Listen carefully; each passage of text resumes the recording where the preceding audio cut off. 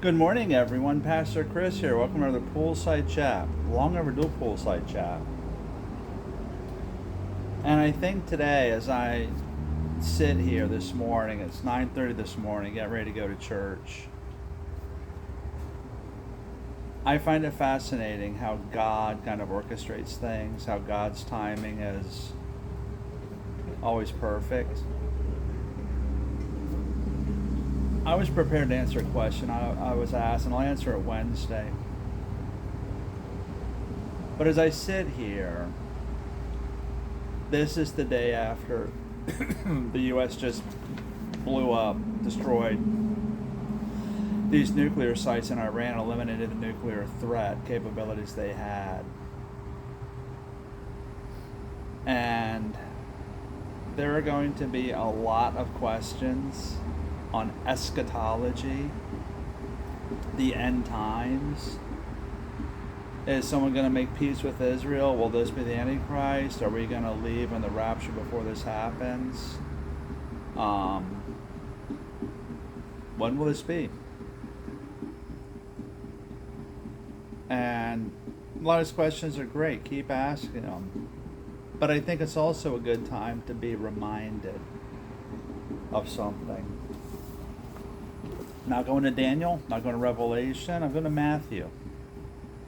Matthew chapter 24. And in 24, Jesus leaves the temple with his disciples. Jesus says, hey, you see this temple? There's not going to be one stone left upon the other. Everything will be torn down. And as Jesus was sitting, this is verse 3, on the Mount of Olives, disciples came to him privately. So they kind of went, hey, Jesus, we got a question. And they say, tell us, they said, when will this happen? And what will be the sign of your coming and the end of the age? It's the question we're asking now. And I think it is really important to hear the answer. Jesus' answer to this question. Is this going to happen now? Or when will it happen? The end of the age, the rapture, tribulation. His answer starts in verse 4. Jesus answered, excuse me, watch out that no one deceives you, for many will come in my name, claiming, I am the Messiah, and will deceive many. You will hear of wars and rumors of wars. But see to it that you are not alarmed. Such things must happen. But the end is still to come. Nation will rise against nation and kingdom against kingdom. There will be famines and earthquakes in various places. All these are the beginning of birth pangs. Then you'll be handed over to be persecuted and put to death. And you will be hated by all nations because of me. At that time, many will turn away from the faith and will betray and hate each other. And many false prophets will appear and deceive many people. Because of the increase of wickedness, the love of most will grow cold. But the one who stands firm to the end will be saved. And this gospel of the kingdom will be preached in the whole world as a testimony to all nations, and then the end will come.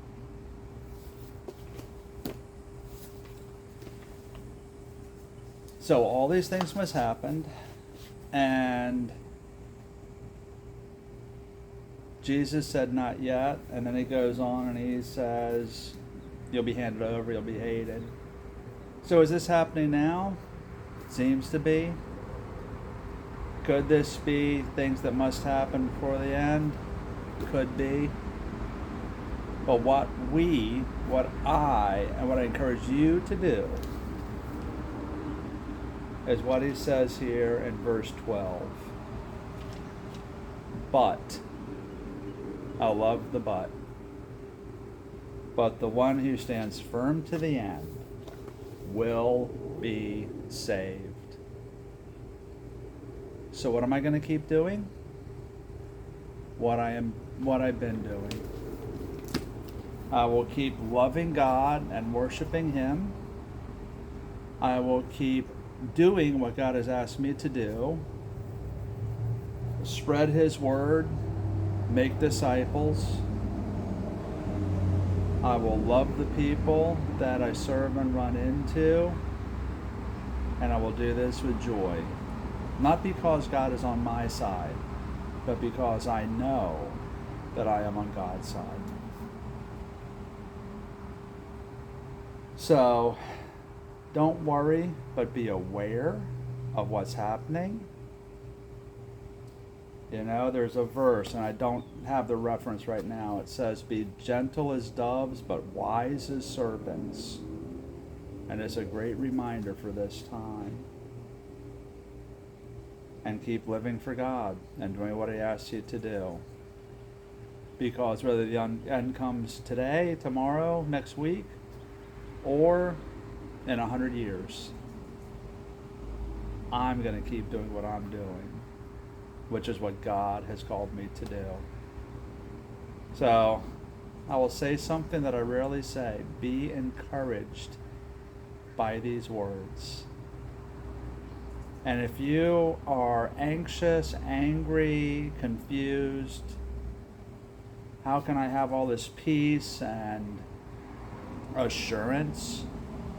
Reach out to me. Reach out to a good pastor. Reach out to a Christian friend. Because all it takes is belief. Belief in God and what He says, that we are apart from God. And there's nothing we can do to get back to Him. But that's why He sent Jesus. Believe that Jesus came, lived, died, rose again, and now lives, wanting all to come to Him and follow Him. Give your life over to Him. Let Him lead your life instead of you. And you can have that peace. Guys, again, kind of amazing that circumstances worked out, that this is the day that I come to you. And just a great reminder. It's Matthew 24. Have a blessed Sunday. Remember, Facebook, YouTube, Rumble at FL Compass Church. One question. I've only got one question left, which I will answer next Wednesday. So keep the questions coming. And on Instagram, I give my little teaser. Go to church. Surround yourself with good Christians. Lean on each other. And worship God.